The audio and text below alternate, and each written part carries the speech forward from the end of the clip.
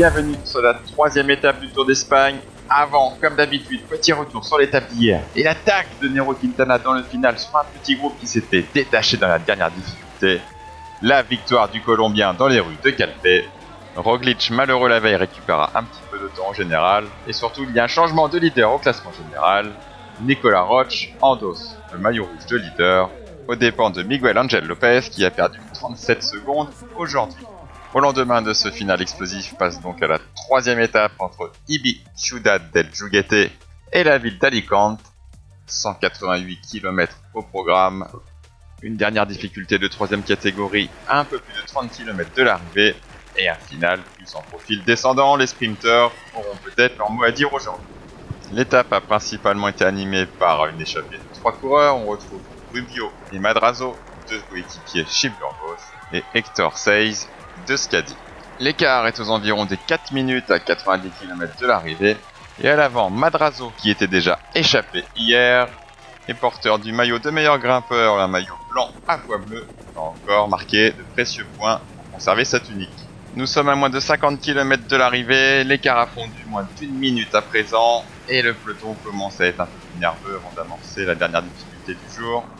Thomas de Rent de la Lotto Soudal portera une attaque avant de rattraper le trio encore échappé. Ce ne sera pas une vaine attaque puisque d'autres coureurs lui emboîtent le pas.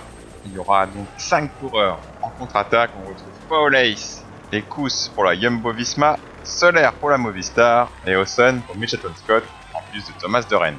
Ce quintet se rapproche rapidement de l'échappée, mais le peloton n'est pas en reste, il est à l'affût et ne compte pas laisser partir ces 5 coureurs.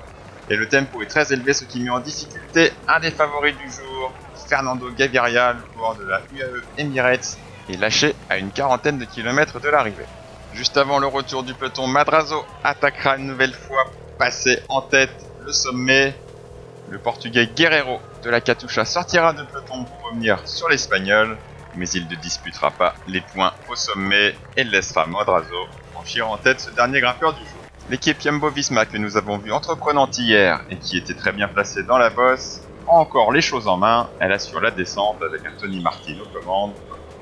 Ce qui ne fait pas les affaires de Fernando Gaviria qui n'arrive pas à revenir. 55 secondes de retard à 25 km de l'arrivée malgré l'aide de ses 2 compagnons Henao et Marcato.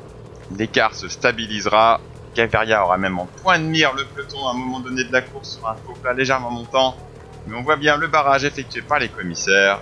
Le Colombien n'arrivera pas à revenir puisque devant en plus il y a un sprint de bonification que les leaders se disputent.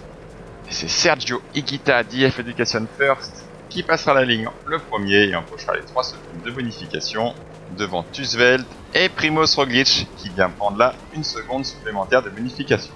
Un sprint massif se prépare donc dans les rues d'Alicante. Les équipes des leaders commencent à se replacer ainsi que les équipes de sprinters. Plein cadre, on peut voir la Bora Hansgrohe de Sam Bennett. Et à gauche, la Deceuninck Quick-Step pour Jacobsen. Mais à l'amorce des derniers kilomètres, c'est la team Sunweb pour Wildshade qui emmène le train. Un énorme travail de Nikas Arndt en dernier relayeur, mais Max Whitshed, son leader, n'est pas là, il est bien plus loin dans le peloton. Immédiatement dans la roue, ce sont les coureurs de la Trek Segafredo, avec Edward Tuns idéalement placé. Sam Bennett est bien là, Marc Sarro également, Aberastouri de la Cara Rural aussi. Et c'est John Degenkolb qui va lancer le sprint pour Tuns. Immédiatement, Sam Bennett va déborder. Le coureur irlandais est irrésistible, il va s'imposer avec autorité. Il précède Edward Tuns, Luca Mesgeck, Aberastouri, Boaos, Richese, Jacobsen, Cyril Bart, premier français et 8ème. Sajnok est 9ème et Venturini 10ème. Marc Sarro, qui était idéalement placé, a déchaussé à quelques encablures de l'arrivée, finissant en roue libre.